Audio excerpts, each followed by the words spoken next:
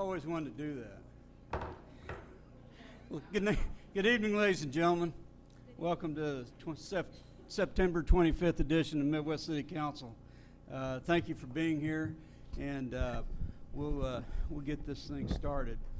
First off, I would like to call Tim Lyons up to offer our invocation. Also, I want to welcome two cadets from the ROTC program, Midwest City High School, my old school. They'll be leading us in our Pledge of Allegiance. They are Cadet,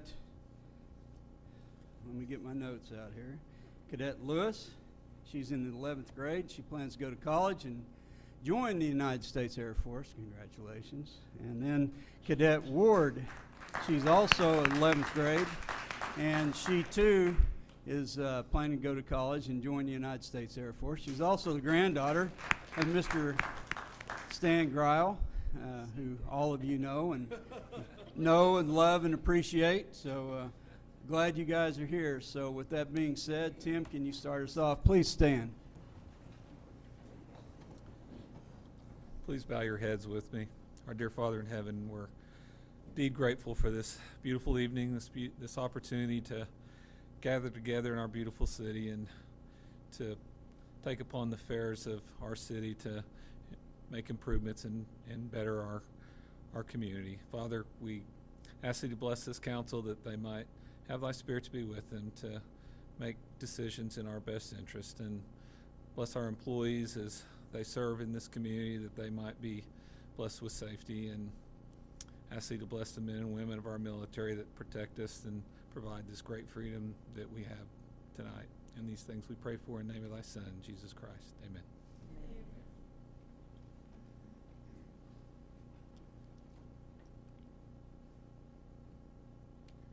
I pledge of allegiance to the flag of the United States of America and to the republic for which it stands, one nation, under God, indivisible, with liberty and justice for all.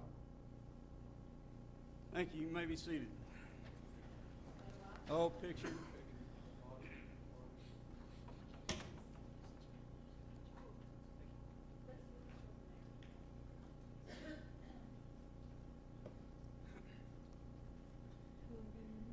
Yeah.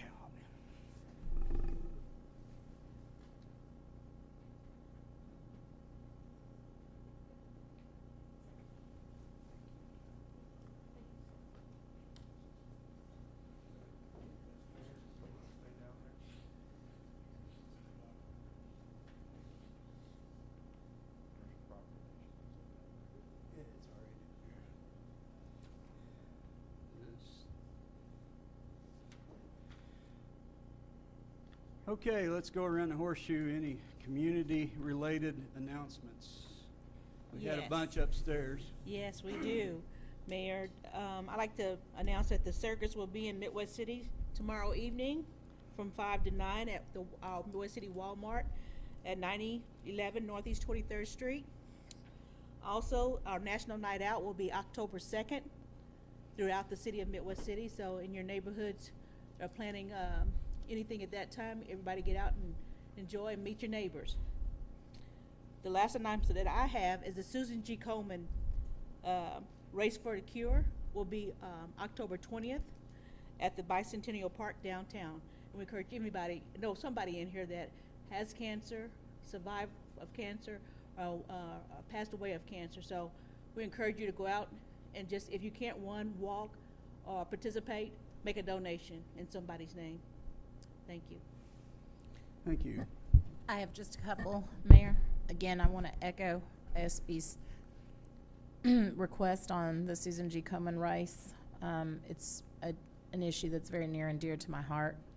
I wanted to let everybody know on October 13th from 11 a.m. to 6 p.m. we'll be having the Mid-America Festival in Town Center. There's going to be vendors, carnival rides, games, food. It's a good time. If y'all haven't been out, please mark your calendars to come out and join us. Also, St. Matthew's Methodist Church is having their Pumpkin and Fall Festival that day from 9 a.m. to 1 p.m. They also serve food. All of the money raised from that festival goes to benefit community causes here in our local community. So don't forget to go out and get your pumpkin and support that worthy cause if you can. Thank you. Thank you. And Any other I would like to announcements? give recognition to the Midwest City Police Department. They had an event yesterday, that was on Sunday, and it was just extraordinary. It had basketball and a lot of other activities and snow cones and food, and it was called the Community and Cops. And so I think it was something great for these young children to give them time to interact with the police here in Midwest City that serve us, and they had a great time. So I would like to give just a hand clap, everyone, to the police department. Chief, could you come down and maybe recognize some of the people that were instrumental in helping that event be so successful?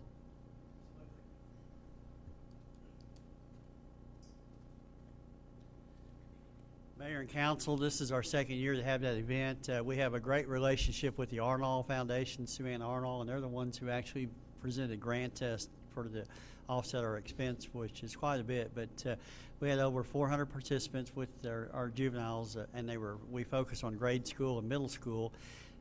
Tom Lance and Jarvis Nash were the ones who were spearheading, and we had volunteers from the police department, our Citizens Academy.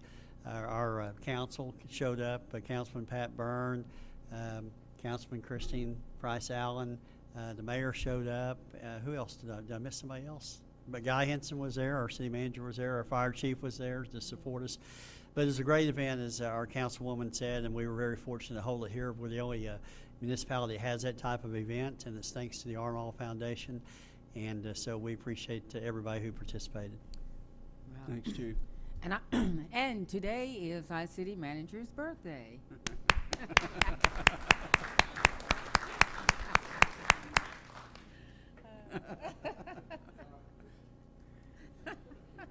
I do want to recognize some visitors we've got from our neighboring city, Del City, the mayor and city manager and one of the councilmen. Glad you came over and joined us, and sorry about the loss to Carl Albert. Actually, I'm not, but just a couple other announcements. And Brian, sorry, buddy. Homecoming for the Carl Albert Titans will be this Friday, so you might want to steer clear of Post Road between noon and 2 o'clock. Post Road in Douglas, it's going to be busy. And then the Bomber homecoming is the following weekend, is it not? And so those intersections will be busy, so you want to steer clear. We've got a couple of proclamations, so we'll get rolling on that.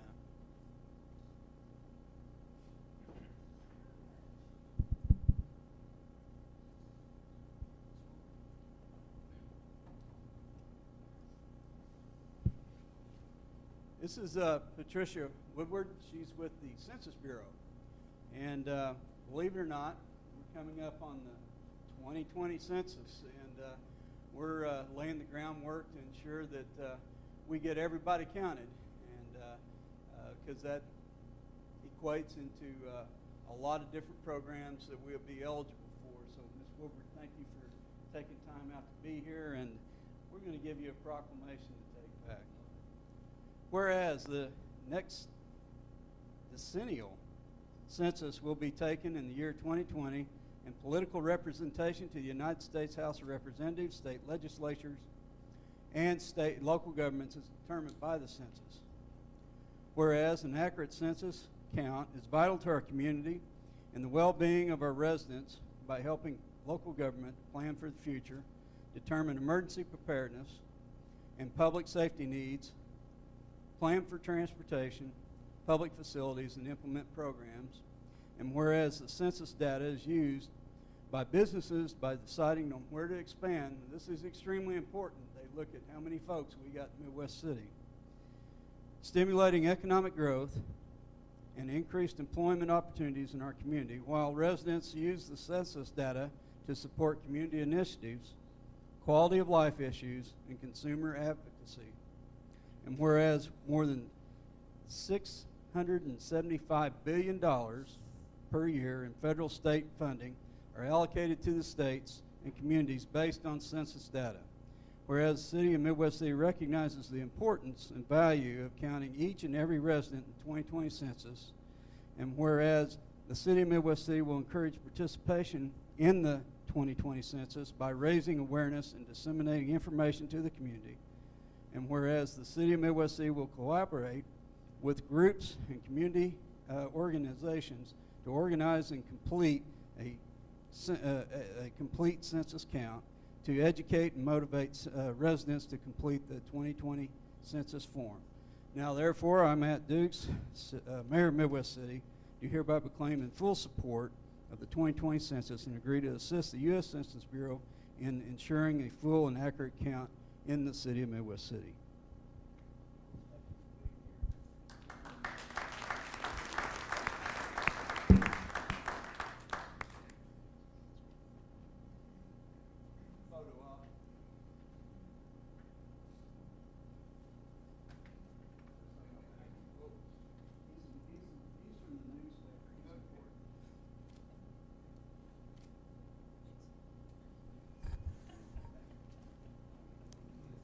Patricia, is there anything, Patricia, is there anything you'd like to say? Thank you. I am excited. This is an awesome opportunity for the community to be aware that 2020 census is on the way. And your elected officials recognize that and are encouraging participation. They're based on the 2010 census. Each resident counts for $1,675 annually. You multiply that times 10 and a household by 4, and you can imagine the amount of money that you can be eligible for or that you lose. And of course there are other issues that are involved, but we have jobs that are coming. We're going to open a area census office in Oklahoma City, and there's an early census office in Bethany, and there will be one in Norman. And so we are encouraging the residents to go to census.gov and jobs and look for the well-paying jobs that the census has. They're temporary, and in September of 2020, I'll be one of those that are leaving crying, but it's an awesome opportunity now, and I am so pleased that you have a mayor that is behind those persons that want to work on a complete count committee. And I encourage each of you to reach out and offer your services if you know where there are the homeless, the language barriers,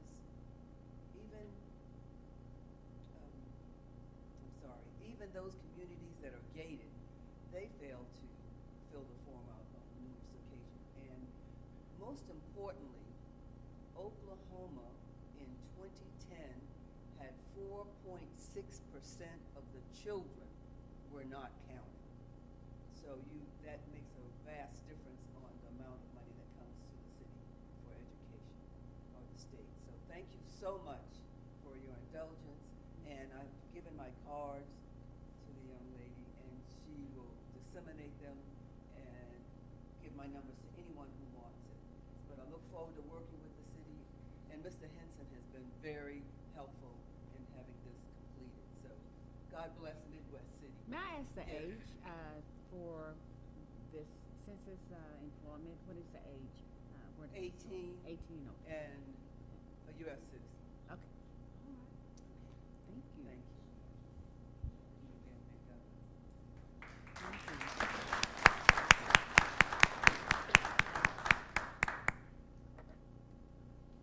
Benny, it's your time, buddy.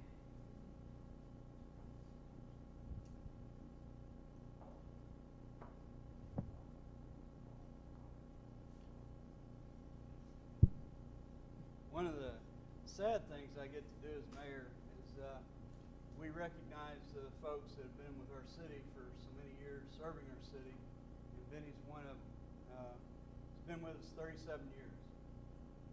And unfortunately, we probably retired 250 years of service over the last 6 months of folks leaving and retiring, and it's well deserved, but those gaps in service are hard to fill, and the longevity that we receive. So we, as a council, want to recognize our employees, and they're well deserved. So one thing I can do, I can't give you the keys to the city because Mr. Henson won't give me the keys. But I can give you a day. Whereas Benny Stevenson began his employment with the city of Midwest City on October 1st, 1981 as a sanitation equipment operation specialist, and is retiring on August 1st, 2018. Whereas he was also among the first in his field to complete formal sanitation training, which resulted in our city having one of the most professional and hardest working sanitation departments in eastern Oklahoma County. Whereas he was quite the rodeo driver in his early career, with him and his team winning several first place awards in the Trunk Drivers Rodeo.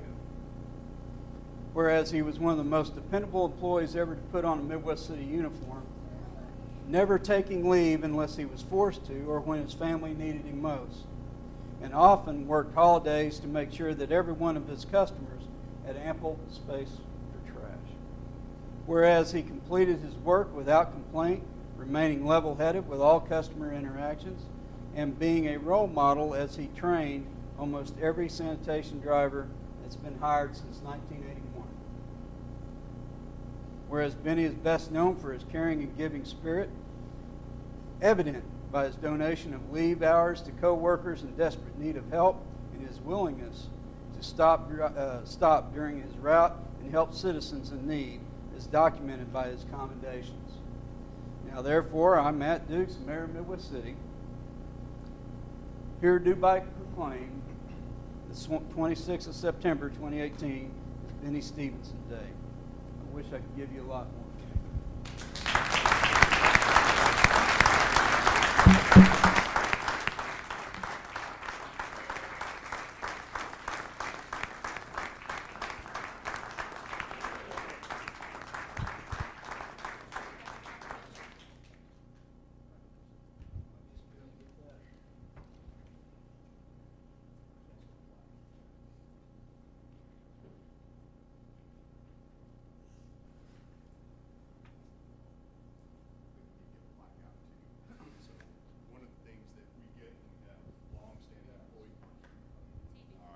Okay, so one of the things we get to do when we have long-tenured employees who've dedicated a majority of their life to public service, we get to recognize them with a plaque.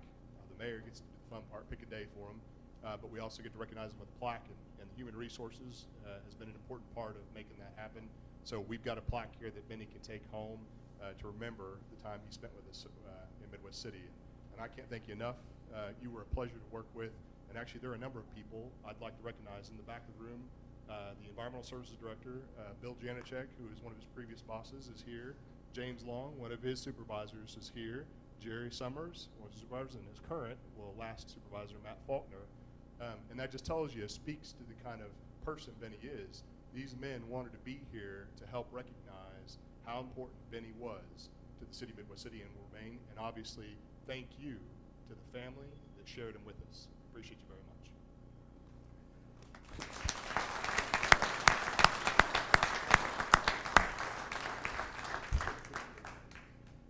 Benny, you got something to say? Oh, I'm sure. Preacher, come on. Preach it. Preach it. No, I enjoyed my time in Midwest City. Remembering all the guys, Lloyd Robinson and all of them, we had fun. James, me and James have known each other for a lot of years, and we had a lot of fun, and I enjoyed it. Thank you. Hey, James? Where's James at? Now, James, we know that you would never pass up an opportunity to give a speech, right?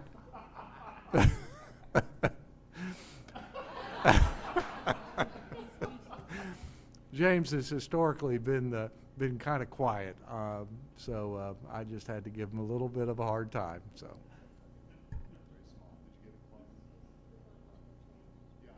James, you need to get up there and get your picture made too. James, get up there and get your picture made. Come on, one more picture.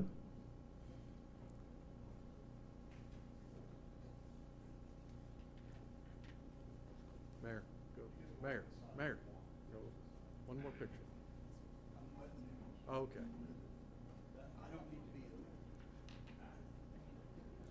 But you'll need to be in that one over there. They're going to do one more over there with James.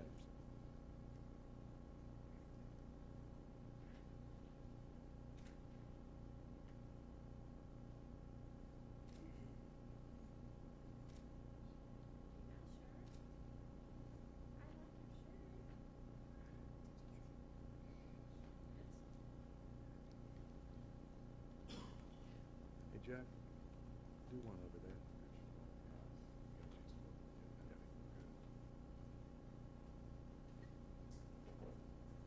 Bill, don't you want to come down? Come on, yeah. Bill. Photogenic. Bill. Come on.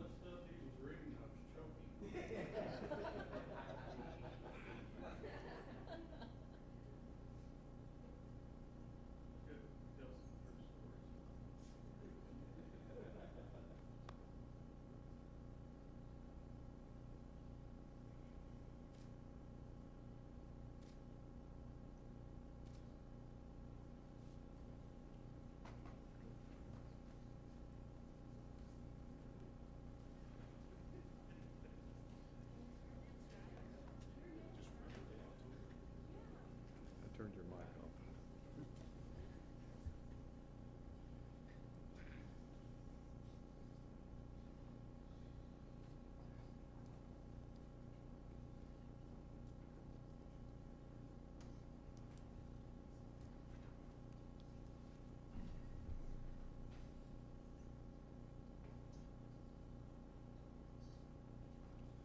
Okay, ladies and gentlemen, we'll move into the consent agenda portion of our agenda this evening. These items are placed on the consent agenda so the council, by unanimous consent, can approve routine agenda items by one motion. If any item proposed does not meet with the approval of all council or members of the audience, wish to discuss an item be removed and heard in regular order. Move to approve. Second. I have a motion and a second. Any further discussion? All in favor indicate by saying aye. Aye. Opposed? Abstentions? Motion carries. We move into discussion items. First item is discussion consideration of a presentation from the Oklahoma Geological Survey in the city of Norman regarding the water quality of Lake Thunderbird and Midwest City's possible participation in an indirect potable reuse pilot study. Mr. Streets?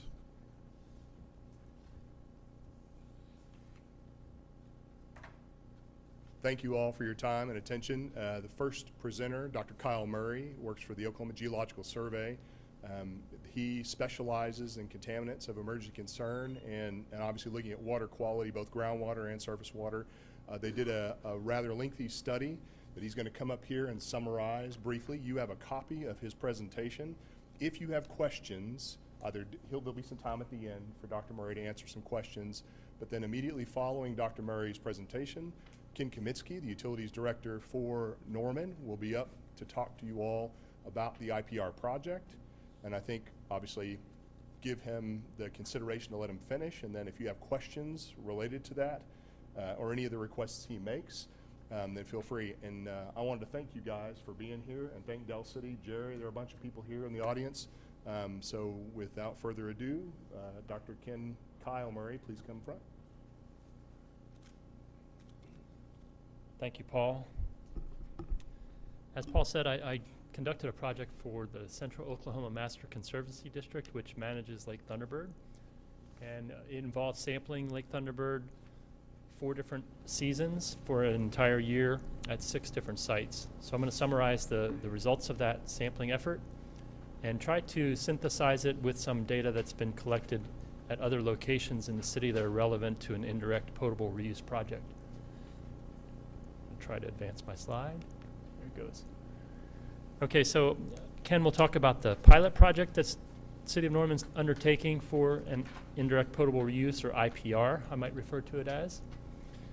But in general, the long-term plan is for the City of Norman to take effluent, treated effluent from the Norman Wastewater Water Reclamation Facility, NWRF, in the southern part of Norman, pipe it through that purple pipe that's shown on this diagram to Dave Blue Creek, and then the treated effluent would flow down Dave Blue Creek into Lake Thunderbird. So in the process of flowing through the creek and across Lake Thunderbird to the intake, there would be an additional environmental treatment effect that would take place as it interacts with the stream sediment, with sunlight, and other environmental factors. So we call that the environmental buffering effect, where we would take the treated effluent and then let the environment continue to remove and degrade those compounds. There have been 4 major studies in this watershed that are relevant to this project. The first 2 were done at the Norman Water Reclamation Facility by civil engineers, one from the University of Arkansas, a PhD student at University of Arkansas, and the other by a master's student at University of Oklahoma. They were studying the wastewater treatment system, sampling the primary effluent, sampling the secondary effluent, and doing some modeling to understand how those compounds would degrade over time and within the treatment system. And then also what additional treatment might be required to completely remove compounds of emerging concern. They used a laboratory in California for their analyses. It's called Eurofins Eaton Analytical, so we call it EEA. A lot of acronyms in our field. And that lab analyzes for 99 compounds. Some of them are pesticides, others are industrial compounds, some are pharmaceuticals and personal care products, hormones, and then a few compounds that don't conveniently fit into those classes I put into a category called others. The next study that occurred was by a master's student at University of Oklahoma. She did a study of taking the treated effluent, secondary effluent, mixing it with sediment from Dave Blue Creek in a microcosm study in the laboratory. She put the flasks on an orbital shaker for 15 days, exposed the shakers to sunlight or photosynthetically active radiation, and observed the effects of degradation within that microcosm. So it would emulate the process of water flowing down Dave Blue Creek into Lake Thunderbird and that environmental buffering effect. And so she used the same laboratory to analyze samples before putting the microcosm together and at the end of that 15-day period. The final study is mine, and it's noted here as Horton. My graduate student, Ashley Horton, conducted the study of Lake Thunderbird, where we sampled the sites. So I'm going to try to synthesize all of that information together in some slides here that show you the results of all of those samples.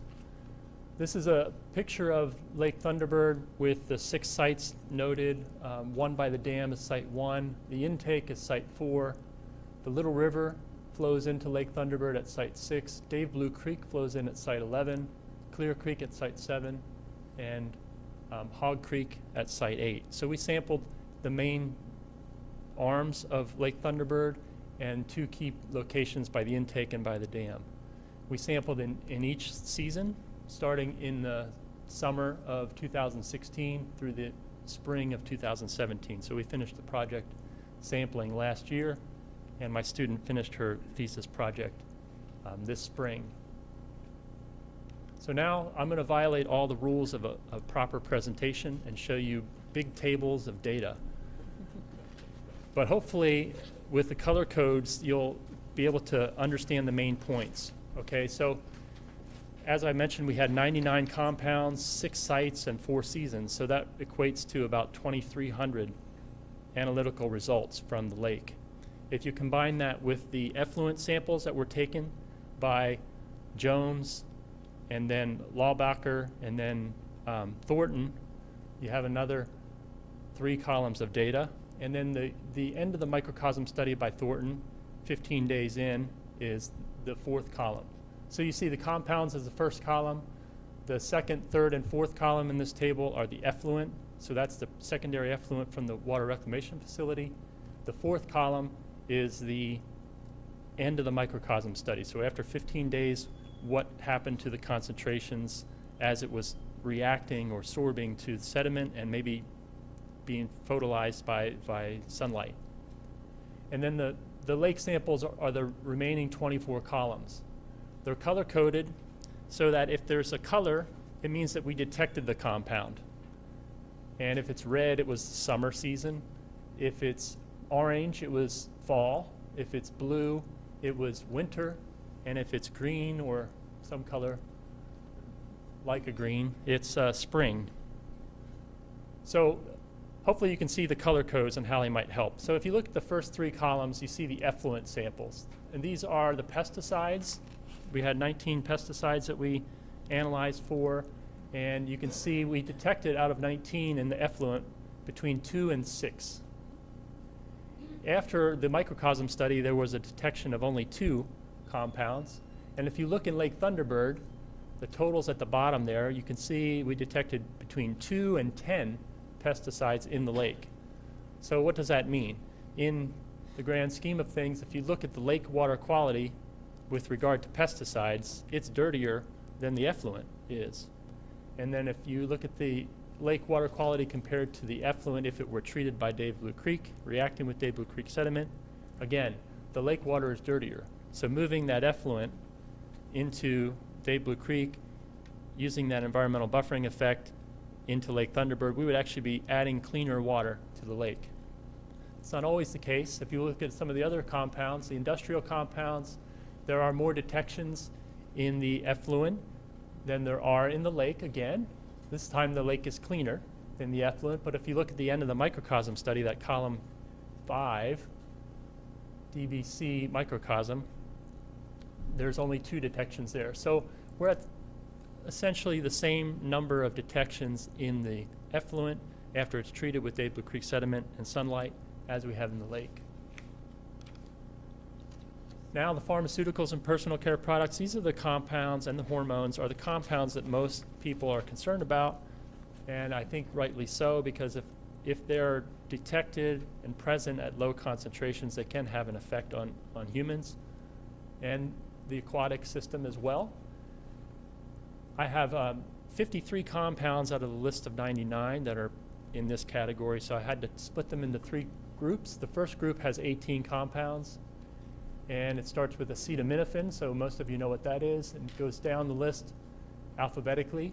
You see, out of the 18 compounds, we detected between 6 and 9 in the effluent, and the microcosm study, most of those were removed, so we only detected 2 by the end of 15 days. In the lake, between 0 and 1, or ranging from 0 to 1, pharmaceuticals and personal care products in this group were detected. Some of them were detected very often, like the clofibric acid was detected in most locations throughout the year. The next group, alphabetically, going from erythromycin, you might be familiar with some of those, lidocaine, linsomycin, some of the common prescription drugs that you would use. We detected 6 to 10 of those in the effluent. After the microcosm study, only 2 remained. And in the lake, at most, we had 1 of those present in any site at any time. The last 17 compounds in this class, some of the sulfa compounds you might be familiar with, I believe they're antibiotics. A lot of them are used for treating things like UTI.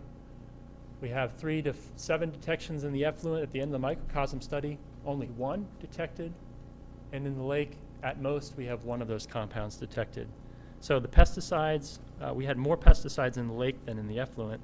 In the case of pharmaceuticals and personal care products, we have more of those in the effluent than in the lake. Then the hormones, I think I have 8 compounds on this list. Some of them you obviously recognize, like testosterone and progesterone.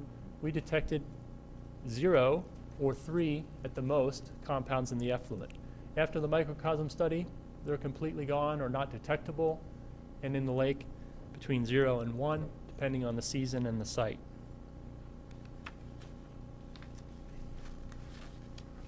Other compounds. My last group, I think I have 13 in this group, and we detect between 4 and 6 in the effluent. After the microcosm study, we still have 6 in our case. But if you could read those numbers, you could see the concentrations really went down dramatically. The first 2 analytes there, or compounds, are artificial sweeteners that would be in diet drinks and things like that. The concentrations are very, very high in the effluent, but they're very much reduced in that microcosm study. Some of those artificial sweeteners are found in the lake. You can see that first row. There's a lot of red, orange, blue, green. And the bottom one is, the other compound is DEET, so that's an insect repellent that's applied to the skin. Why are those in the lake? Probably because people have contact, recreation, use the lake for recreation, so they have contact with the water. And unfortunately, they probably pee in the lake, so some of those things will end up in the lake water. I've never done that, but. So it's a lot of information. I've thrown at you 2,300 lake samples and then a couple hundred effluent samples and the microcosm study. But I want to at least present to you kind of a summary of that information. So I've selected what I call benchmark compounds, and these compounds are present in a lot of surface waters throughout the country, and they're present in Lake Thunderbird, and they're present in other waters in the state of Oklahoma. I'm doing a project in the city of Bartlesville, and I'm finding these same compounds. So the water that we have in Norman is very similar to waters that you would find throughout the state and throughout the country. So these benchmark compounds like atrazine and simazine, they're abundantly used in residential properties and herbaceous lands as pesticides, so they're found everywhere. So what I'm showing in this table are a hand-picked list of benchmark compounds from each class. That third column is the effluent concentration, so the maximum concentration that we observed in either Jones, Laubacher, or Thornton study. The next column is the concentration that was observed for those compounds at the end of our microcosm study, the 15-day period where we were emulating the removal or degradation of compounds as it potentially moved down Dave Blue Creek. And the last column are the concentrations of the highest concentration we observed in Lake Thunderbird. And so you see that last column, the Lake Thunderbird concentration. Some of them are highlighted in boldface and they're red colored, which indicates that the concentrations in Lake Thunderbird are actually higher than what we would expect the effluent to look like when it arrived at Lake Thunderbird if it were released into Dave Blue Creek and interacted with the environment in a manner similar to our microcosm study. So essentially, out of these 17 compounds, Lake Thunderbird is dirtier 14 times out of the 17 than the water would be as it moved down Dave Blue Creek and entered the system. There are a couple more columns there. The standard column is really the best available information we have for human health standards or human health criterion, maximum contaminant levels that are allowable in drinking water. There aren't very many established for these types of compounds. That's one problem that we have. But you can see for those that are established, they're very high numbers. So if our concentrations in drinking water are below those numbers, it's safe to drink. And so you can see, based on the numbers that I have, I think I have 7 standards there. All of the compound concentrations, even in the effluent in its current state from secondary effluent, are lower than those concentrations. So that water would even be safe to drink in its current form. So final summary, hopefully I crammed all of that into 10 minutes or so. There are some CECs present in all waters of the United States, in Oklahoma, in Norman, in Midwest City, Del City. You can't escape them. We use these products, pesticides, all over the landscape, and all of us are using pharmaceuticals at some point in our lives, so that does end up in our waters. The percentages that we found in Lake Thunderbird are actually relatively low compared to waters of the United States. I've done some surveys and published some papers that kind of look at the overall percentages. So these percentages are fairly low. If you compare the concentrations in Lake Thunderbird, the water that we drink primarily in Norman, those concentrations are below all the health standards. So there's no concern at this time for CECs. But we also learned, I think, if we take a look at all of the studies that have been done, the current reclamation facility primary and secondary effluent concentrations, there's a dramatic change in those concentrations as the water moves through the reclamation facility. So they continue to decrease with each additional treatment that takes place. So they reduce by a very high percentage. And I think in the end, potable reuse is a viable option economically, technically, and it is safe. I think actually would be safe with or without advanced treatment or ultrafiltration. So that I'm happy to answer any questions. We can move on to Ken. Maybe save the questions for both of us, whatever you prefer.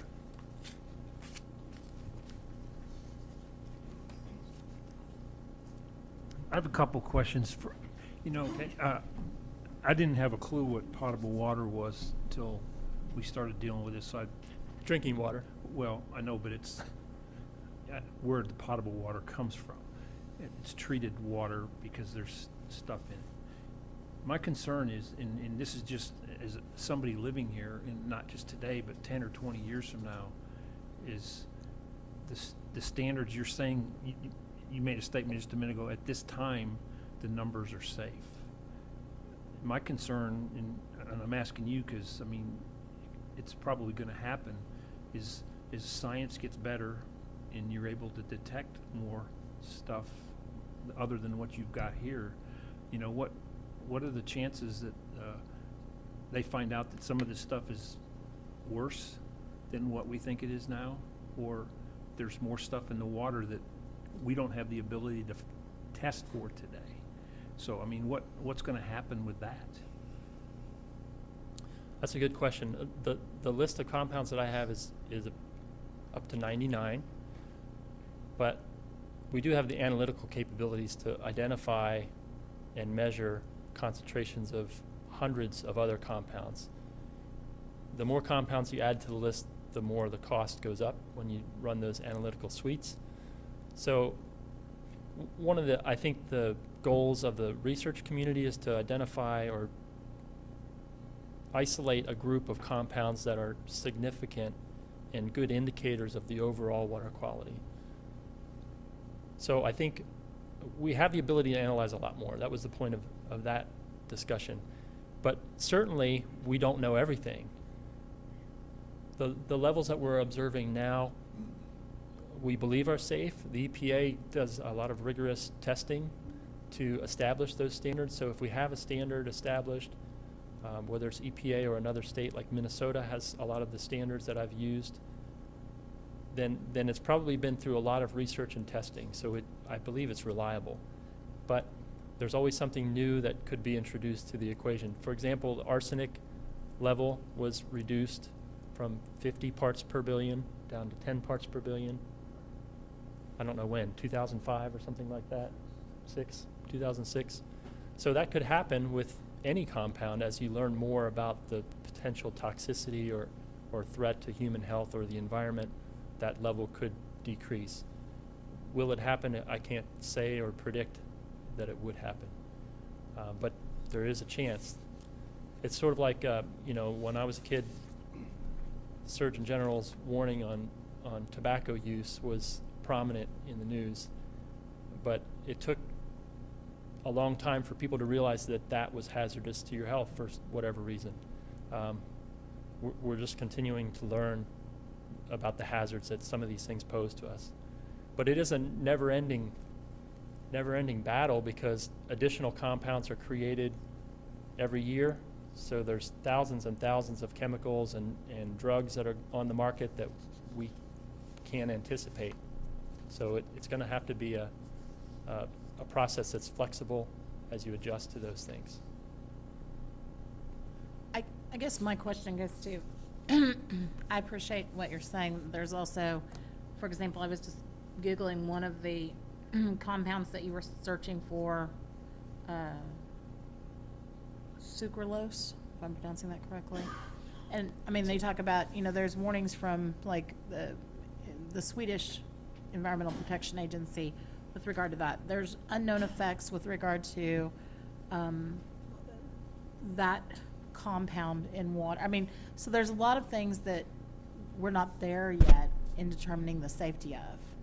And what we're looking for at this point is kind of the idea of opening the floodgates, if you will, with this pipeline to adding all of these additional substances into Lake Thunderbird, from which we, as a municipality, derive our drinking water.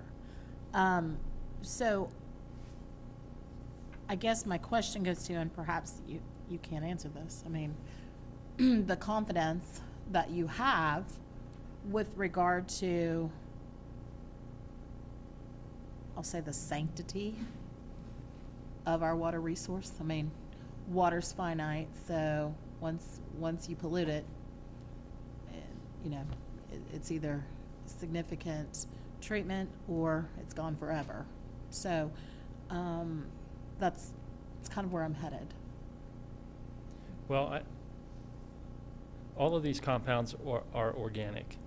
And I work in the oil and gas industry as well, and I have a lot of questions about hydraulic fracturing fluid and concerns about that contaminating water.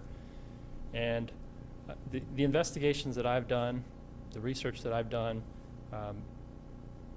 I always have this feeling that organic compounds readily degrade in the environment. The environment's very resilient.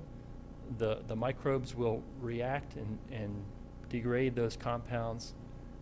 They will sorb to sediment, other organic matter. They will volatilize. And I had, on one of my slides, I had a half-life there. So for each of these compounds, there is some information that tells us how long it would last in the environment. Would it bioaccumulate? And those types of things. So we could further investigate each of these compounds and make a prediction about its fate and transport in the environment. But my general feeling is organic compounds, they go away and they get degraded, they get broken down. So back to the hydraulic fracturing fluid, I'm not too concerned about that. It's the inorganic stuff like the salts that build up over time that we can't recover from. All of the organic materials will break down, sometimes in a matter of hours. Some of these are as short as 6.9 hours. The longest is 145 days. So as long as that system is recycling and moving and operating correctly, it's taken care of by the environment if it's not already taken care of at the water reclamation facility. So I really don't have a lot of concern about those compounds building up over time and posing a long-term threat. But that's my opinion from the work that I've done. Does that answer your question to some degree? No, and I appreciate it. That's what I'm looking for, is your opinion. Okay. And you two are the experts in the room, so thank you. Questions back there? Okay, thank you.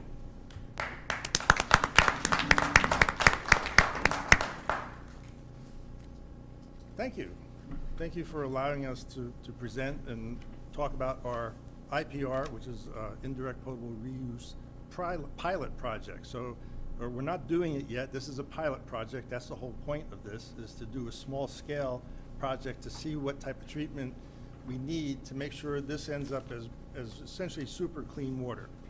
The stuff that Dr. Murray was talking about when he talked about our effluent, that's right now at our existing wastewater treatment plant, our water reclamation facility. So that's without any additional treatment. And the other thing when he talks about half-life, it dawns on me, when you get even your aspirin bottle to prescriptions, a lot of them will say, keep out of sunlight, keep in the refrigerator, and so they do degrade on their own. So that in itself is kind of interesting. So let me back up. So this is what a pilot project's for. This is to do a smaller scale project rather than investing millions and millions of dollars.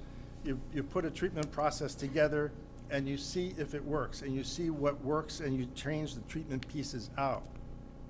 As we talked about earlier, as you go through the treatment process in a water reclamation facility, each step is a barrier. So each step gets the water a little bit cleaner, a little bit cleaner, a little bit cleaner. So right now we do the easy stuff, the BOD, which is biological oxygen demand, turbidity, make it clean looking, take some of the organics out. But the pilot project would be addressing some of your concerns, which is all of our concerns, as far as some of the things you can't see and some of the things that are in the parts per billion, parts per trillion range. So this is a picture of our water reclamation facility. This is what our pilot project will encompass. This is our existing facility. The parts in blue, let me back up. Our facility, we just upgraded. So we went from we treat right now 10, 11 million gallons a day. And the facility can treat up to 17 million gallons a day. So we have extra capacity at this point. So we're going to take some of the extra capacity and isolate it and use it as part of our treatment process. So the blue sections is an aeration basin. So we have 6 aeration basins. We're going to isolate one and make it part of our pilot project. And the same thing on the round things are final clarifiers. We have 2 new ones, which are 2 ones to the left, and so we're going to take that blue one that we color blue, and we're going to make that part of our pilot project. So we'll have 2 really big-scale, full-size pieces to our pilot project. The stuff in yellow is our storage facility. That's our storage area. That's where we're going to rent and borrow, essentially, some of the more high-tech treatment processes that we don't have now that we need to make sure this really, really works. So this is a close-up of what that area will look like. This is where we'll just put some of those things that we rent, the ozone, the biofiltration, the cloth filters, things of that nature that we don't have now. This photo is complicated, and I'm not trying to have you look through the treatment process. What I want you to focus on is the number of black squares. Those are sampling points, and so through every piece of this pilot project, through every piece of the treatment train, we'll be taking samples, water samples, before and after to make sure it's doing what we want it to do, to make sure that we're getting this water super clean, to make sure that if it's supposed to remove nitrogen, it does that. It's supposed to remove phosphorus, it does that. It's supposed to remove the CECs, it does that work.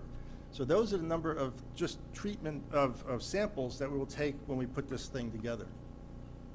So the point of this is it's a phased implementation. We can bring this online. It's a smaller project. We will be treating just a small portion of our water, and after we treat that water, it goes right back into the river where our effluent goes now. So even though it's going to be super clean and we'll be testing the heck out of it, it'll just go where our regular effluent goes right now. The plug-and-play configuration will go in that storage area where we can rent pieces of equipment to see how well it works, and it's a plug-and-play. If it doesn't work, we'll take it out and go to a different manufacturer. And the biggest piece is we'll have it at our, sometimes you hear about pilot projects and they say, well, this is a lab pilot project, or this is a bench scale, which means it's done in a laboratory, or we'll send you our water and you do it at your facility. This isn't like, this is using our water real time, months of the year, different temperatures, different weathers, football games when they have different effluents coming in, things of that nature. So this will all be real stuff, and our plant operators will also get to play with it, which is a really important idea, is if they're gonna end up with something, they better know how to run it. So we'll have hands-on experience and we'll have a good operation. So we have this in our budget. This is what we plan to do. We budgeted for this already. We don't need to have a rate increase for this. And we've talked to your mayor and your city manager, and we'd like to invite Midwest City to be a part of this process, not monetarily, but to put 2 or 3 people that you guys trust from your community and put them on an advisory committee. we haven't started this yet. So start from the beginning, start with us, and put some people on the advisory committee that can go along with us to monitor how we're doing, to look at the steps we're taking, to see if they're comfortable with it or they're not comfortable with it, or to help this communication. I really appreciate you giving us this opportunity just to talk to you now. So the review committee can track our progress, report back to you, or I can come back to you and tell you how we're doing. So why do we really want to do this? Well, Midwest City is in an enviable position. You don't need the water now. And the key word is now. You don't need the water now. But as the census is indicating, we're growing.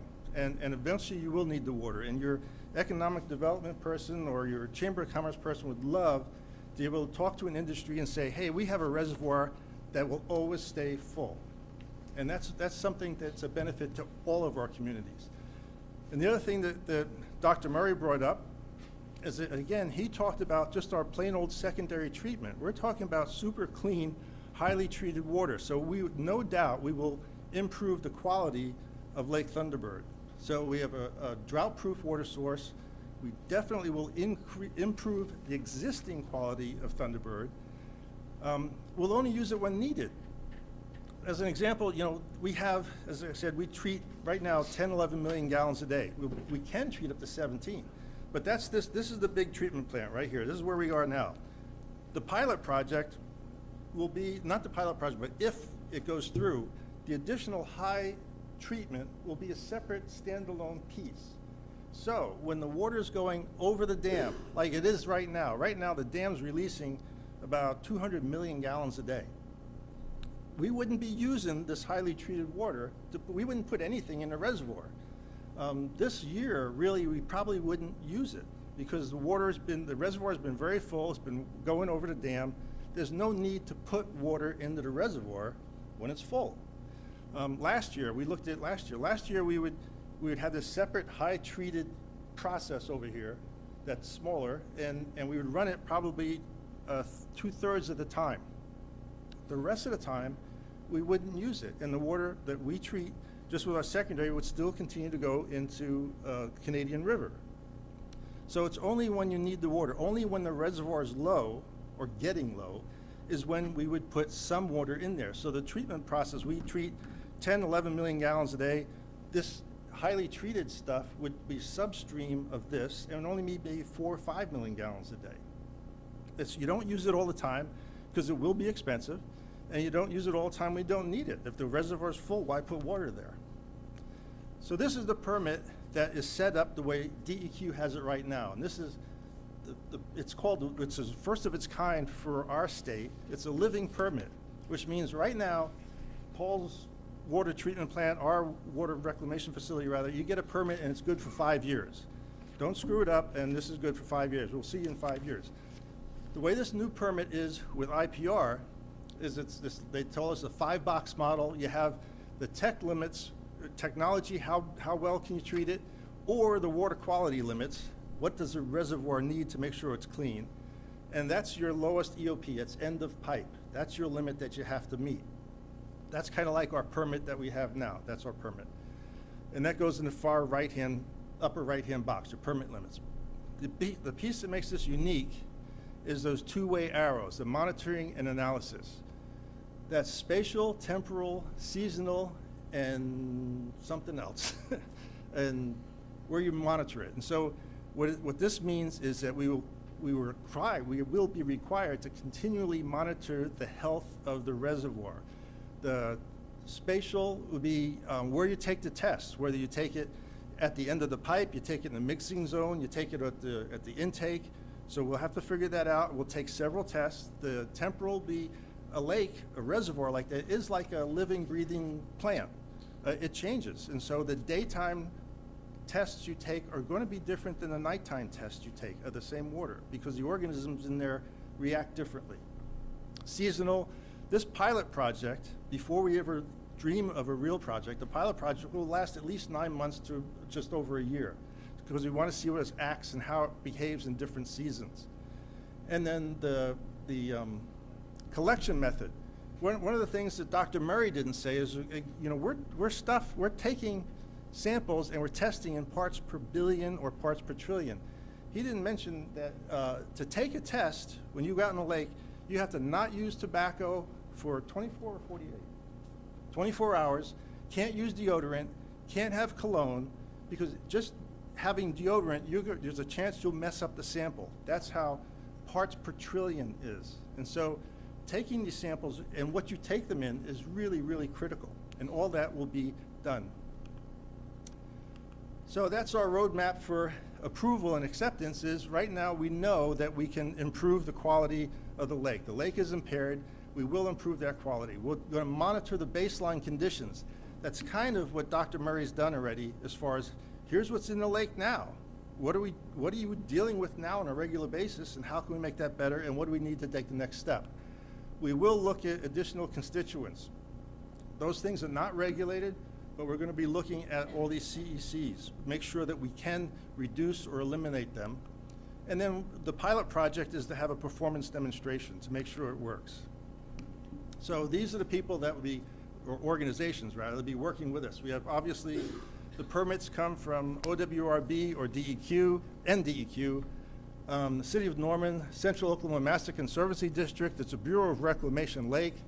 Senator James Inhofe's staff have sent support letters because they want to match the state's goal of no more fresh water, the water for 2060 thing, using no more fresh water in 2060 as you do in 2012. So the senators behind this, the states behind this, the research, MAST is a microfiltration or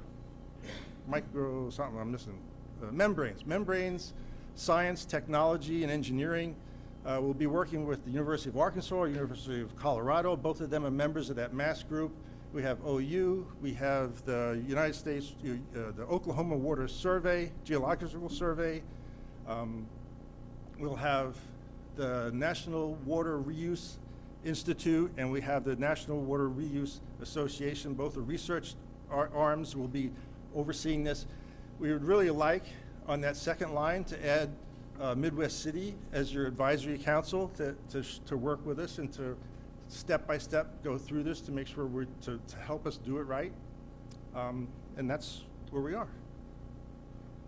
It's a pilot project. We haven't started it, but we would like to. How long do you anticipate the pilot project going? Just 9 months? It's probably going to be like a 2-year thing to get it up. It would run at least 9 months to a year, to probably over a year, again, to make sure we can go through seasons.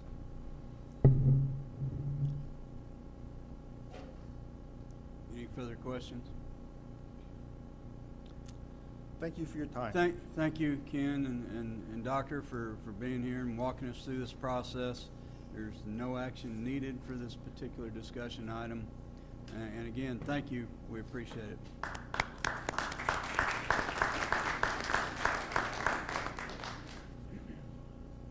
No, sir. It's just information only. There will be an action item later on. We'll move into our second discussion item on the agenda. This is PC 1966, discussion consideration of approval of the Sooner Rose 2 addition final plat for the property described as attractive land lying in the southwest quarter of Section 4, Township 11 North, Range 2 West of the Indian Meridian, located along Southeast 15th Street, Midwest City, Oklahoma. Mr. Harless? Yes, Mr. Henson. This is the 25.75 acre development that the council and most of the citizens are familiar with. I'll be glad to answer any questions at this time. Planning Commission and staff recommend approval. Any questions? If there's no discussion, I move for approval. Have a motion? Second. Have a second. Any further discussion? All in favor indicate by saying aye. Aye. Opposed? Abstention? Motion carries. Next item. Next item is PC 1967, public hearing with discussion consideration of an ordinance to redistrict from HOS Hospitality to SPUD Simplified Planning Unit Development for the property described as lots 15 and 16 of Block 2 of the Aviation Acres Addition located at 1631 Hudeberg Drive and 6009 Will Rogers Road. Mr. Arliss? Thank you, sir. This development is a 1.5 acre development that is very similar to the development that you've heard just south of it. This is just the zoning portion of that. It's for 24 two-bedroom units with 2,100 square feet of commercial development. Meets all the requirements. At one point, the applicant was requesting that the median have a cut in it. And through the discussions with staff and Planning Commission, at the Planning Commission hearing, staff would go out and look to see if a U-turn could be accommodated by restriping the road. Staff went out and looked at that, and it can be accommodated, so staff and Planning Commission would still recommend this approval, but not with the variance or with the accommodation of a median cut in that. Be glad to answer any questions. Any questions? This is a public hearing. This is a public hearing, ladies and gentlemen. Anybody in the audience have any questions of this particular item? Hearing none, Chair and entertain a motion. Move to approve. Second, based off of what Mr. Harless's statements were. I have a motion and a second. Any further discussion? All in favor indicate by saying aye. Aye. Opposed? Abstentions? Motion carries. Next item. This is PC 1968, discussion consideration of approval of the Midwest City Collision Office Park preliminary plat described as a part of the southwest quarter of Section 12, Township 11 North, Range 2 West, located at 9209, 9213, and 9233 Southeast 29th Street. Mr. Arliss? Yes, this is a preliminary plat that for a development that you heard on 29th Street a couple of months ago for the zoning. This allows the applicant to combine the lots into one lot and move forward with the final plat and do construction as permitted in the zoning. Be glad to answer any questions. Planning Commission and staff recommend approval. Any questions? No, sir. No. Second. I have a motion and a second. Any further discussion? All in favor indicate by saying aye. Aye. Opposed? One nay. Any abstentions? Let's go ahead and do a roll call vote to confirm the count. Yes. Yes. Yes.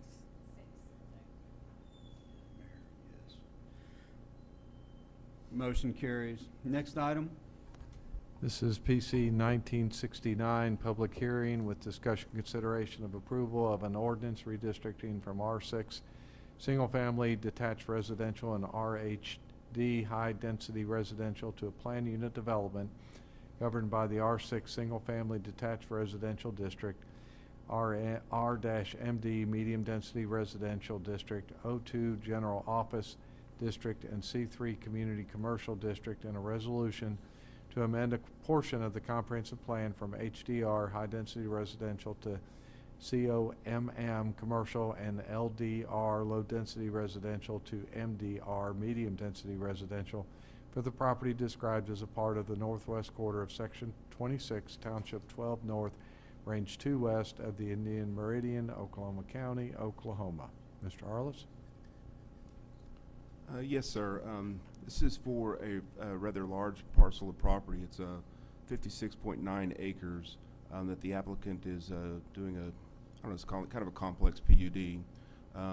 There's a multifamily, which is in the yellow, as you can see on the overhead here. The single family, which is the purple or magenta. And then you have the gray, which is the commercial. It's approximately, the commercial part's almost 5 acres. 3.25 acres of that is being proposed as a storage facility. There's a lot of issues going on here. Staff has worked with the applicant in order to try to secure pedestrian access from the different land uses and also tie in with the Trails Master Plan. This is just the zoning portion of it, so you'll get another look at this. Let me see if I can back. This is more of a lot layout. There were some questions about the duplexes versus the triplexes and quadplexes.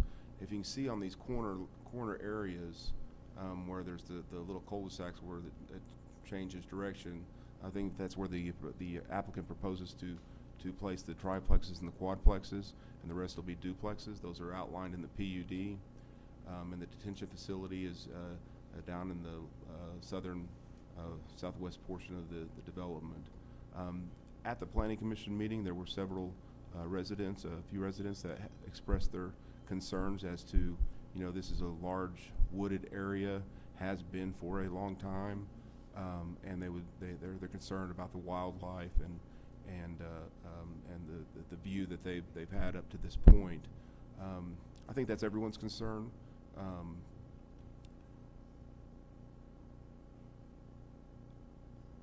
There is ESA Park, which is to the southeast part of this. Let me go back up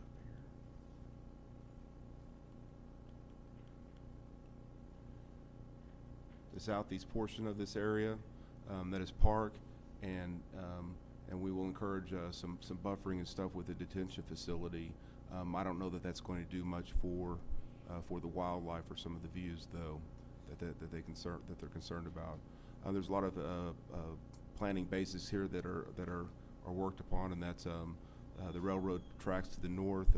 They've put the commercial and the multifamily or the duplex and quadplexes to the north, and then buffered it from the single family residential. There was comments from the Planning Commission that they were encouraged and like to see that there was economic development or investment made into the area, and with that, the Planning Commission and staff made a recommendation of passing this. Be glad to answer any questions. There's a detention facility going in there really close to where another neighborhood is also, correct? Yes, sir.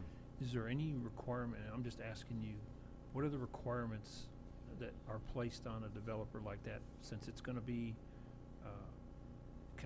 it's going to be attractive for people to, or for kids to want to go use it when it's full? If there's a water in it, is there? Are you talking about the detention facility? Yes. Yes, there are some. I can speak to some of the basic ones, and then Patrick, the city engineer, can answer any specifics. I mean, but I don't just the side we will slopes. monitor. That Yes. has to be monitored, correct? 'Cause Yes, sir. And when they're done properly, some of them are used as playground facilities or open facilities. But there will be requirements for the side slopes and how fast the water can enter and exit the facilities and stuff. Some of the facilities are used for playgrounds around Midwest City, and they will still have to go through that process. Patrick, I don't know if you have anything to add to that. Yeah, I would just note that they are sequestered normally. They do want to keep neighborhood kids out of them, but it is an open area. All we can do is design to make sure that they do drain all the water out of them so they don't carry disease or standing water that can cause issues long term. They won't be sloped to the point that they trap someone in them. They do contain water, but they are at a gentle slope. So you don't think it'll be a safety, is there gonna be a safety issue there, or? Well, ma'am, there's always a safety issue with collecting water, but Okay. they're built to be not turbulent. They're supposed to be calm. They fill with water and they empty slowly, but they do empty. So how is it going to be designed to where that the water is going to flow? Is it, you said it's gonna be monitored, on heavy rain days or something? Someone's gonna, what? I mean, what do you mean? The way they're designed, they drain by gravity. So where the discharge point is will be the lowest spot in the pond. So as it fills up, the outlet isn't so big that all the water can just rush out. It collects in that basin and it releases at a slower rate. So what can cause it not to drain? Debris or something? Yes, it does need maintenance. It does need to make sure that it works. But you're right. I mean, there can be vegetation, debris, things like that that can clog up a system like that. But Okay, so who would be responsible? for a detention facility, it's the HOA, the property management company that runs that particular area. On the public streets, our own workforce does that maintenance. So in the streets, the city staff would go out and take care of that. In the detention facility, any issues would be taken care of by the HOA or the property management company. Okay, is he aware of that? Yes, they are. Okay. So is that written into the ordinance, or is it written into the development? It is? Yes, ma'am. It stays a private facility. It's not dedicated to the city. And another thing about the preservation of some of the outlook of, the view. We discussed that, and you said that there was some way of preserving some of it, or what was the discussion on that with the clarity? There will be some discussion on that. Our ordinances aren't real strong on that. Okay. If they go in, we do have a tree preservation ordinance, or if they don't want to go with that, the tree preservation ordinance, they can go in and replace trees as part of the ordinance. But no, we don't have a real strong ordinance that addresses view corridors. I was just explaining what some of the concerns were to some of the attendees of the Planning Commission. Is this something that needs to be discussed now with the developer, or you say it's something farther that we can discuss, or what? I think that's certainly a reasonable question to ask the developer. They're here today, and to ask for some type of preservation of a group of trees or something along those lines, or a buffer, is certainly something that you could ask the developer to do. Is that something need to be done tonight? It would be. Okay. Who is he? This is a public hearing. Anyone having any thing to bring before the council based on this discussion item? Could you state your name and your address, sir? Sure. My name is Charles Allen. I'm with Allen Engineering. Address is 1601 Southwest 89th Street. Jay London's the developer. He's here also this evening, and his partner, Don Phillips, is also here. You guys are going to need to speak up a little bit to get into the microphone. Sorry. Is that better? Yes, sir. With any development, we're, going to try and save as many of the trees as possible. But obviously with construction of roads, that right-of-way gets cleared. Utilities, sanitary sewers in the backyards. Obviously, the city doesn't want trees in their easement where the tree roots can get into sewers and so forth. So we try to save as many trees as possible. We do have a lot of drainage that's going through this project, which is going to obviously have to be some channel construction. Well, too. you realize I was at the meeting, and there Yeah, was some right. concern about that. I know it can't be perfect. I understand that because Right. this is development. Well, trees typically add value to a lot. You can Right. charge easily $5,000, $10,000 more for a treed lot than you can just Okay, so you a do flat, think flat you- piece of land. But obviously, the construction Okay, kind of dictates. so you do think there's some preservation you can do for the trees and for the view and There outlook? are. A lot of those trees are probably blackjacks, a lot of cedars out there. A lot of those are really not trees that are worth saving, to be honest. Not a lot of them? Most, But a blackjack typically will live 40 years and it's gonna die, so. But you understand, you was Oh, there sure, with the residents with their concerns. Certainly. I was just, my concern is how can you help out in that situation to make it a good transition with the surrounding residents already, because they was complaining so many. Right. There was a couple of them, say about I maybe think 3. We had 2 or 3. Yeah, Right, so right. I was just wondering if there's what can you do to best, is there any way? Well, I think, the size of the lots are larger than the minimum requirement. We're well over 6,000 square feet. The average residential lot's 65 to 70 foot wide, 110 feet deep. So with the larger lots, we would hope to be able to save some of the trees. Is it gonna look like a forest like it does now? No, it's not. It's gonna be a manicured, it's a gated understand. community. It's gonna be more of a manicured lawn look than a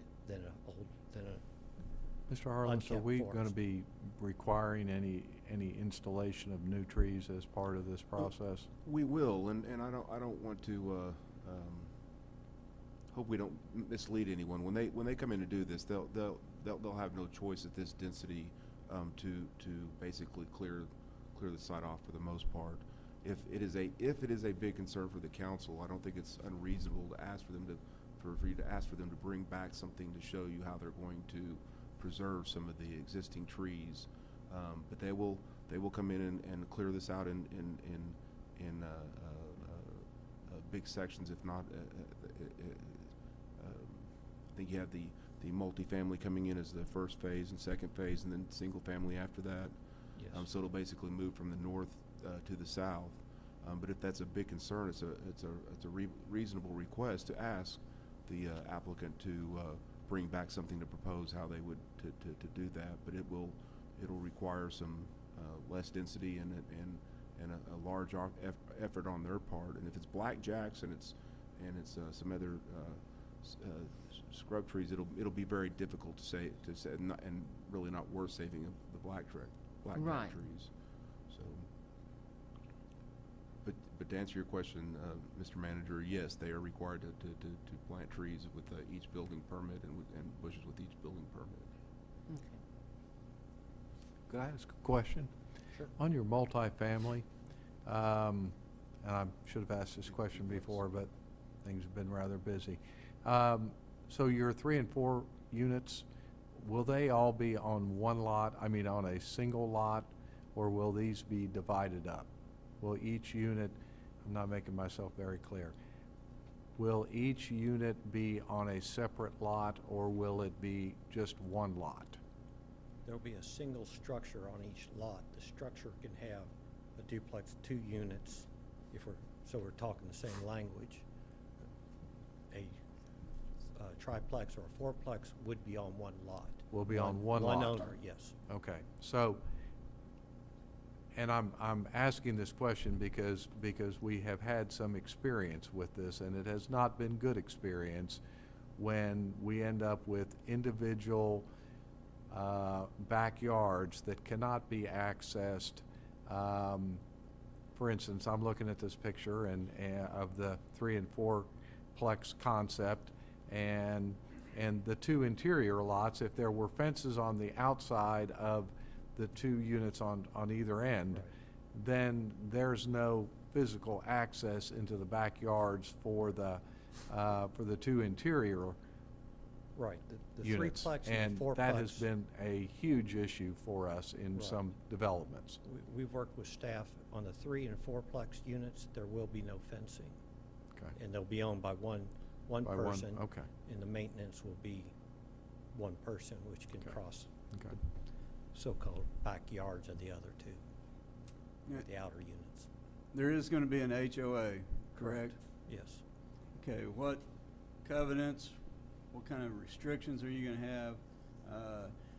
What are you going to do in the HOA to prevent your neighbor on one of those quads to paint it lime green and then the next one orange? What- They'll be, Mayor. How's that going to be spelled out in the covenants? We'll address every bit of it in covenants. We haven't wrote them yet. We were waiting for you guys to make a decision what you're gonna do before we put any more time into covenants restrictions. But we'll With address my that history of the before- city, there's only been one successful HOA that has actually, from start to finish, been successful. And we run into this issue all the time, just like the city manager's saying. We don't want to create another issue. With 10, 15 years down the road, we got a mess up there, and they're sitting out in this audience wanting us to do something. That's how it works. Yeah, some of the failures, so to speak, have been when we've had a fourplex and each unit is on its own lot. And then you have, and the homeowners association has not been successful, and so you get 4 different colors of the roof, you get 4 different colors of the trim. It's not very,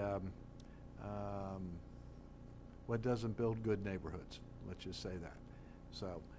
These fourplexes will be, they have their own individual address, they'll all be one deed for all. I understand, I understand. it'll be the same What about your address, one duplexes? Are your duplexes gonna be sold off separately, or are they gonna be They'll be on one lot? Deed for the first one structure. Okay. And we can make note of that to make sure that that's in the covenants. as we go I forward. would suggest you look to the Old Town covenants. I think that's the addition that the mayor is referring to. It's been successfully, Old Town? Old Town, it's 15th and Douglas, just east. As far as I know, that's the only successful development that's had strict covenants that have been maintained, and it's been in existence for almost 30 years. Who manages the HOA? Right now, it's a property management company, but it was set up. It was set up from the beginning when it was turned over from the developer to the HOA to have a follow-on management company, and so it was written. They were very strict and well maintained. If you get a chance, you need to drive through there because they are 30-year-old units, and they look just like they were when they were built 30 years ago. So, that's a concern, and I'm not. We've had it already happen. We've had these HOAs, and they've either been very loose or they've failed, and then the residents end up in here wanting us to do something, which obviously we can't. So, before we go forward, we want to make sure we avoid those mistakes again. So, I appreciate you looking into that. We'll look into that. Obviously, we'll be back preliminary plat, provided we get approved tonight, obviously, but preliminary plat and final plat stages too, so. Thank you for your time. Is there anyone else in the audience that has anything to address the council with this particular? This is a public hearing.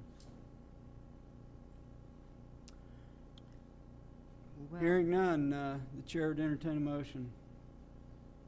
I move a motion to approve it with with all the implementations that we have spoke of tonight, that they be looked into. I have a on that motion. basis. I have a motion and a second. Any further discussion? All in favor indicate by saying aye. Aye. Aye. Opposed? Abstention? Motion carries. Next item. This is PC 1970, discussion consideration of approval of the final plat of Kelso Place, described as a part of the southwest quarter of Section 31, Township 12 North, Range 1 West, located at 10112 Northeast 4th Street. Mr. Arliss? Thank you. This is a 1.5 acre plat that allows the applicant off Post and Fourth to split the acreage into 2 lots. This enables staff to get all the easements, building lines, rights of way, all those things, and then ensure that the easements and stuff around them are all the way they're supposed to be, instead of doing that by individual instrument. Planning Commission staff recommend approval. Move to approve. I have a motion and a second. Any further discussion? All in favor indicate by saying aye. Aye. Opposed? Abstention? Motion carries. Ladies and gentlemen, move into the new business public discussion of our agenda. Does anyone have anything to bring before the Midwest City Council?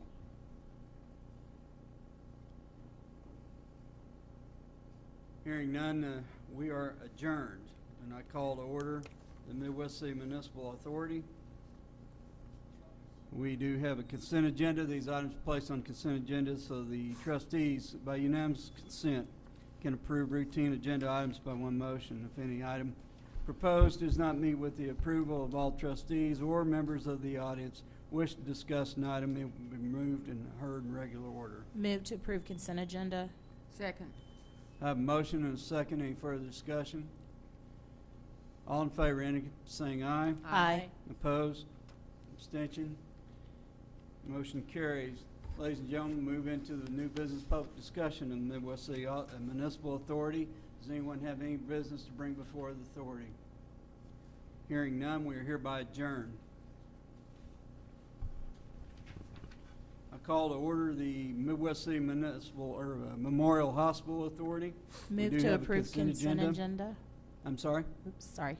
I jumped out there early. Move to approve consent agenda. Okay. Sorry, I just. Slow down. We do have a consent agenda. Are you trying to shut me up there, Miss Eads? No, I just was trying to save you a few words. Okay, we have a consent agenda. I have a motion. Second. I've got a motion and a second. Any further discussion? All in favor indicate by saying aye. Aye. Opposed? Abstention? Motion carries. First discussion item. This is discussion consideration of a report from Alliance Health regarding their star ratings pursuant to settlement agreement as part of the Midwest City Memorial Hospital Authority versus Health Management Associates, Inc. et al. Case number CJ-2014-667. Mr. Franklin is in the audience and is prepared to update you on their efforts since his last report in September of 2017.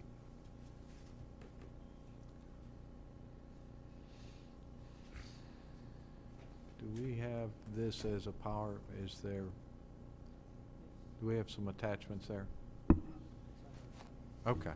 I didn't know whether we had it up here. Didn't get there? Nope. Okay. Okay. All right, well, we've got it loaded, so go ahead, Clay. Okay, thank you, Mayor, council members, and good evening. Here to present, as part of the settlement agreement, the lease agreement, every September, by the end of the month, the CEO of the hospital comes and presents to give an update on the CMS 5-star rating. Excuse me. The 5-star rating comes out from CMS twice a year. And if you see a presentation before you, it's what was presented last September. There's not an updated presentation. The reason for that, in September, the data comes out in July and December. And when I was here last September, we had the preliminary results for December. So when I was here, I was really presenting what was going to be published in December 2017. When we had the final data submitted to the city to validate that what I was presenting, the data did not change. So come July of this year, CMS did not publish the data. There was some, I forwarded an article to Mr. Henson, but there was a, just with the algorithm, some of the reporting, there were some concerns over the reporting from the, just the hospital industry, so CMS paused the reporting, and we still have not received the updates from the July reporting, and we are on hold for July, and we hope that the December will come out, but we have no preliminary data. So the last public data that we have is what I presented here last September.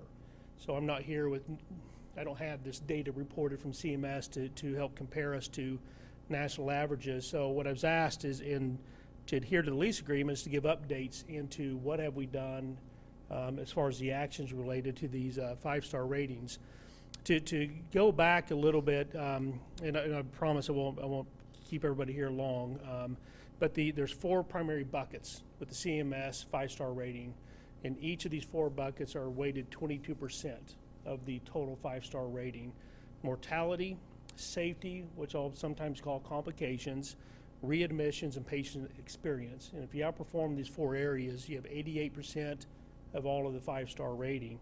So when I was here last September, just a few months after starting in the position here with Alliance Health, I was given the update. So I want to give you some high-level updates. I'm happy to go into any detail that's needed and answer any questions you might have.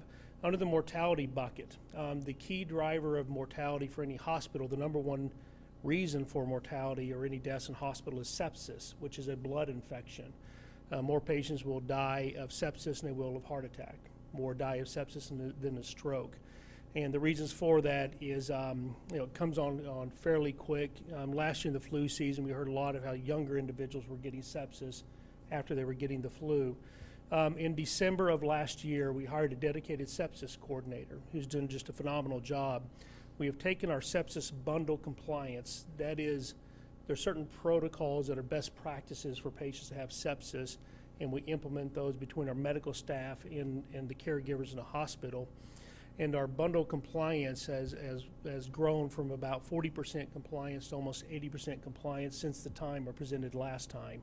We have seen a mortality drop from 22% sepsis mortality to 15% in that short amount of time as well, which the national average on mortality is generally anywhere, the lowest we can find is 25%, sometimes up to 45%, depends on which publication. So we've done a very good job in driving down our mortality.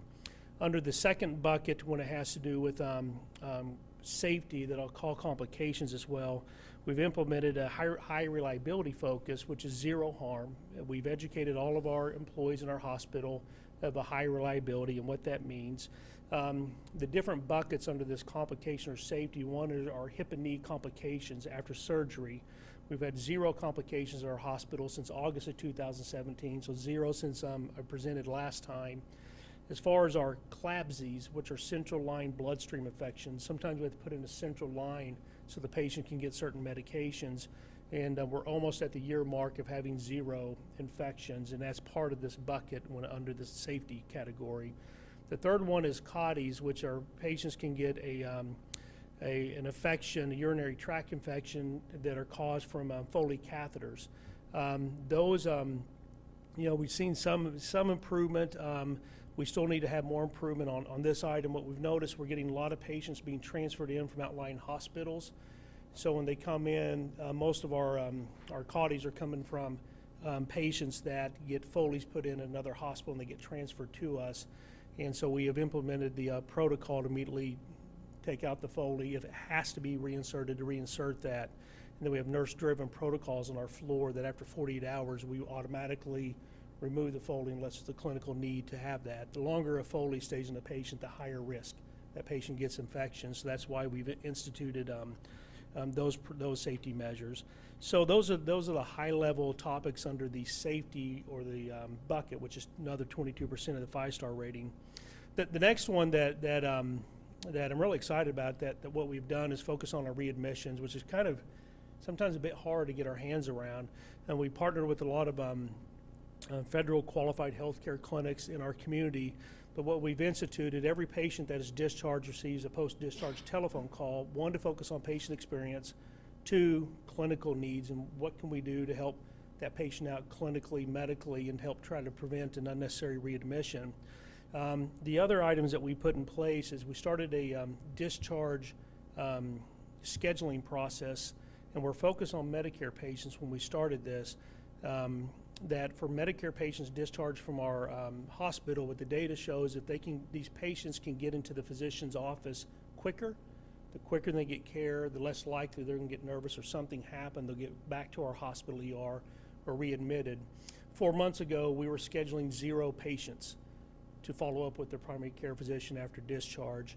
And we finished this last week at 85% of all Medicare patients upon discharge, not just to schedule with their physician, we schedule between 2 to 5 days. So we had to work with a lot of our physicians in our community to say, hey, let's open up the schedules to hurry up and get the patients in. And we need to make sure the physician has really good information on what happens in the hospital. So we've expanded that from Medicare. We're in the process where we sit right now, expanding that to all patients that come into our hospital. The other item I'm excited about is as we're reconnecting back to the community to partner with local businesses, we started a meds to bed program. So what that is, when patients are in our hospital, often they get a script. If you've ever been admitted, go to your pharmacy, get this filled, and when you leave a hospital, last thing you want to do is go to a pharmacy and get something filled. So we have reached out to Wright Pharmacy here, local pharmacy, and great leadership, worked with us, just phenomenal of us working together. And we started just this week with a small segment of patients to work through our process before we expand it. And what we're doing is for them, when the physician writes the script of what that patient needs, medication after discharge, we're able to send it to the pharmacy. The pharmacist from my pharmacy actually will show up. They will meet with the patient, give the patient the medication, and then provide that as an opportunity to educate the patient that they may have taken certain items before they came to the hospital, but now they need to take these different type of medications. And when you look at readmissions, the number one reason patients get readmitted is because they get confused on medications, they don't have it. At times we have patients come back in and they just didn't have the chance to go to the pharmacy to get it filled. So we're excited about that. We just started it this week and we're working through the processes on it, but the patients that we've implemented that on have been very complimentary of having that and having a local pharmacy to help them with that. The fourth bucket is patient experience, and to update from the last time I was here in February, and Councilman Byrne has asked about just the cleanliness of the hospital. We had an outside company that provided housekeeping services for our hospital. On May the 11th, we brought that in-house, hired a really good director, really good manager, and all the employees then became our employees. When we sat down with our employees to tell them, hey, this is what we're doing, it's not common as a CEO that employees applaud when I give them some announcement, and they were very happy to do that and to be part of us. Financially helped them, they received benefits, and so we are now instituting processes for a better orientation, better training. I know our staffing ratios for housekeeping is very well, so we're seeing that improve. We brought in an outside company to help do some spot cleaning to kind of help get a bit of a shotgun approach to help with the cleanliness, and we're definitely seeing great improvements there. Under the food aspect of patient experience, we've invested $125,000 to buy equipment to cook the food. We're getting a smoker in, which you don't have, an upgraded steamer, grills, ovens, and that should arrive next week to our hospital, then probably another month to install and deinstall everything. But we focus on some revised menus, but having that equipment come in I think will help us on our food aspects. With a hospitalist in a hospital, they're really the face of the patient, and these are physicians that all they do is care for patients when they come into a hospital. We have really good hospitalists. What we have done is we're in the process of changing the vendors that we work with to a physician-owned hospitalist company that provides great service in the Oklahoma City metro area. And so we're bringing that group in to provide some leadership and to provide our hospitalist services. And I just think working with local physician groups that have that ownership, that investment into our community, much like we do with our emergency department physicians, it's not contracted out, but really it's a local group that for 4 decades has ran that. And that will take place on Friday, November the 9th, when we'll change that. So I think we'll see some improvements there. Then we're hardwired in a lot of must-haves, hourly rounding, bedside shift report. They're doing very good. And that's when the nurses change shift. Both the nurses go into the patient room to provide that information to each other in front of the patient, in front of the patient's family, and engage the patient in that process. And then we've enhanced our executive rounding as well to administratively to round on patients, and that our new Chief Nursing Officer, Patrick Dunn, has brought to the table, and that's worked out very well as well. Our emergency department, most admissions come from the ER. It's the front door of the hospital. We still have some improvements to make. I'll tell you from our efficiency, length of stay, how long it takes when a patient comes in before they're seen by a provider. The hospital's never been quicker than what it is now.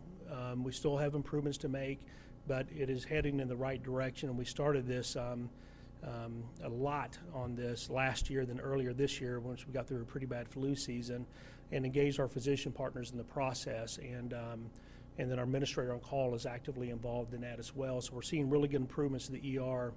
If you have a cumbersome ER, your inpatient stay, it takes one person, to create a great experience from being an okay experience. So we're really focused on our ER efficiency, throughput, and each week, really each day, that's reported out at 9 o'clock in the director meeting we have every day. So for the 4 buckets, those are some high-level things that we're working on. I want to put a couple of cautions because I'm optimistic, but the CMS data, when it comes out, it's dated. And a lot of this will date a lot of the leadership we have in place. Some of it could be up to 2 years plus old. So when it comes out, I wish it could speed up to get a current snapshot of us. The second thing that I'll put a little disclaimer, and I think this is why it was delayed in July. Sometimes the goalposts change and what we're focused on. There may be something pops up that hospitals really quite weren't aware of, or the weight changes so much on one item. When you have 15 things you're focused on under one of these buckets, but sometimes the weights will go majority on one item versus these other 6 that you're focused on. So it's a bit of a moving goalpost, but nonetheless, we need to excel on every one of them. So I'm not here to complain on that aspect at all. With that and with the time and the fact I don't have new data, CMS data, I'm going to pause there and see if there's any questions for myself. Yes, sir. So the other buckets, one is under imaging efficiency. It's patients that come in to get a scan, a CT, and when it's ordered with and without contrast. And to help improve the amount of radiation patients get, to order it either one way or the other way, either with or without. Our radiologists have engaged in that process, spoke to the physicians that are ordering it each way, and helping do some education on what they can do to have it either with or without contrast. We have seen improvement in that area, and that's 4%. The second item is emergency department efficiency, timeliness to see a patient. How quick do we do that? That's 4%. And the last 4% is called core measures, which is not really an outcomes measure, but a process measures. Did we give patients, for example, aspirin of arrival when a patient shows up that has AMI or a heart attack? Did we do certain things in the hospital? And that used to be the big priority for the hospital. It still is, but the waiting has decreased, and that's 4%. On those 4%, as I recall from the last report, I think we were, imaging, I know we were below average and pretty comfortable where we're at right now. Frank, our big buckets that were, a lot of this we control. The patient experience is something that we double down, and we got to have a great product, great patient experience, and get these enduring relationships with our patients and our community. And that's been one of our priority focuses.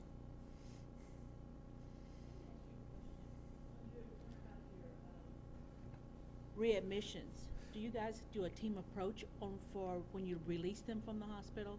Whereas the team approach is what I'm talking about is where you have a physician, you have a counselor, you have a pharmacist, you have someone, home health, if they have to have that to go home, to make sure that they know exactly what they have to do before they have to come back for readmission? Yes, ma'am. That's managed, or it's coordinated. The quarterbacks that coordinate all that is our case management department. We've had a new case management director, actually local, Samantha Mitchell, is doing a really good job, is taking that over. A lot of education with the case management. It's more robust than what it has been, that department, and they're the ones that help coordinate all that care. So yes, ma'am, we do. Thank you. Any further questions, Mr. Franklin? I can say, it seems like you've been doing a lot. A lot of irons in the fire. It's fun to work, though. That's good. I It's a know blast. there's one thing, I recognize here, your leadership and culture. I think that's very good. I'm looking at all the list of things that you do for is connecting with your employees to make sure that you all really work together and try to make this a great hospital. I think it's great to have that type of dialogue, employees, and yeah, I see where you have coffee with Clay. It's almost like I'm Mary. No, he has, Mary, you have your own, he has a dialogue too on Tuesday. He's on Facebook a little bit more than I Yeah. am, at least by the city. I don't put it that way. Oh, I didn't know that, Mayor. I say it in a good way. Yeah, But I think that's good. You're having this dialogue here, and even the recognition for employees living our cultural and executive night, and this is good. So, in that said, I didn't have any question. I just want to say, I was really looking at, I would guess the list that you gave us, the presentation that we have here on our agenda, and I like some parts of it, and listening to you, I can see you working hard. So. Thank you. So when we get the data, and thank you very much, when the data comes out, we will revise the presentation. To be determined if I'll be asked to come back, happy to. But what I'll do is reach out to Mr. Henson when it comes out, when we get the data. Okay, Chair, to entertain a motion to accept Mr. Franklin's report. A motion.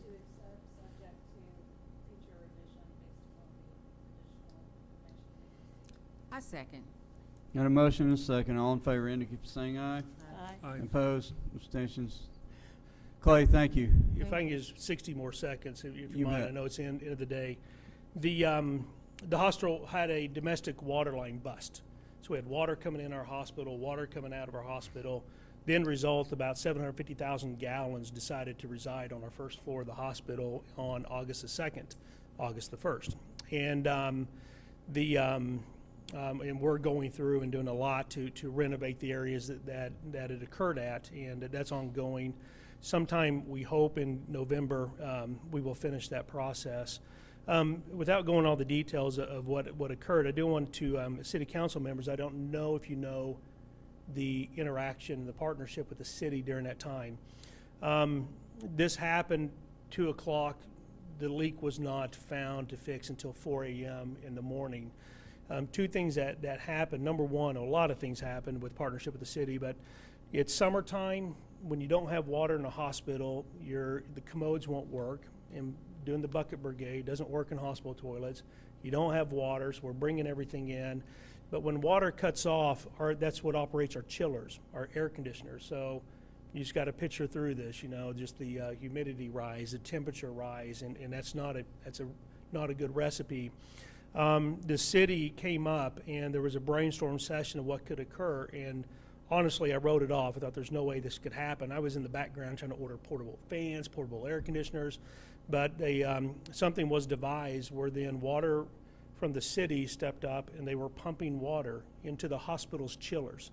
And it's the first time I ever heard of, we're a pretty large company where I worked for before was, had a lot of hospitals that were in a lot of natural disasters where you used to lose water, but we did not lose air conditioning whatsoever. So for our patients in our hospital, from the comfort of the care, from our employees that are providing this life-saving care and this comfort care as well, of not having to deal with a hot, muggy hospital when you can't flush toilets, it's not good.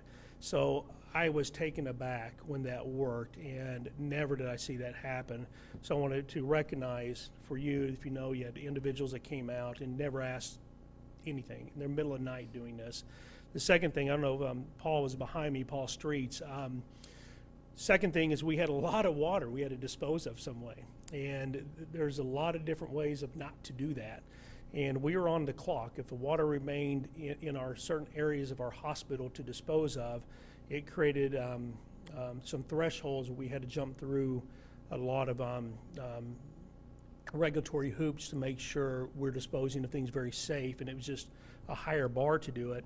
And we were really trying to figure out the best way to do this. And Guy Henson and Tim Lyon did a great job communicating with the hospital. Paul came up with an idea. And as one of these, we probably had a few too many cooks in the kitchen trying to solve it. Tim called and asked if he could show up with Paul. I never met him before, and he sat down. And he had this idea. Our experts from our side and our corporate and others we hired from outside said it sounded great. And from Friday to Saturday, it was amazing how much water we got out of the hospital, that if that did not occur, and we were looking at Sunday or Monday without even starting the process, it would have been in our hospital for much longer. So this is something that, your leadership of the city, the individuals like Paul and the many others who, for the unsung heroes, didn't have to do anything, didn't have to take a call at midnight, didn't have to step up and do anything they did.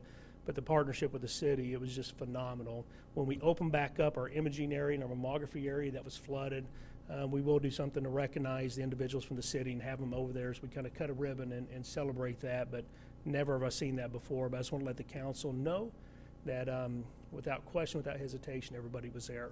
And that's longer than 60 seconds. But I'm a CEO, so I can't speak less. Thank you. Okay, thank you. Good job, Mr. Henson, and I think Tim that was and all Mr. Paul. Lyon and Mr. Streets. that's a good job. Thank you all for assisting. And Chief Norton. Oh, and Chief, thank you too. Okay, next Great discussion job. item. This would be discussion and consideration of action to reallocate assets, change fund managers, or make changes in the statement of investment policy guidelines and objectives. No action is necessary on that. New business, public discussion. Anybody have anything to bring before the authority? I'd suggest that we may want to recess so that we can go deal with the EDA and then come back to the last. Okay, we can do that. We will recess the hospital authority and move on and call to order the we need Economic Development Authority. We need a motion to recess, I think. I don't have parliamentary discretion on that. Okay, I got a motion and a second. All in favor indicate by saying aye. Aye. Opposed? We're now recessed and we call to order the Economic Development Authority of the City of Midwest City. We have a consent agenda. Ms. Eads.